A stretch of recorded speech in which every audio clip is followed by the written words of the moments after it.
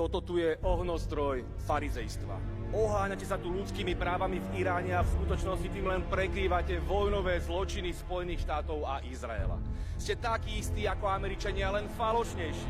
Skrývate sa za vaše liberálne ideológie, ale výsledkom je len podpora vojny a západného imperializmu. Blabocete o politických väzňoch v Iráne či na Kube a nevadia vám americké masové vraždy detí, genocída v Gaze či americká blokáda Kuby.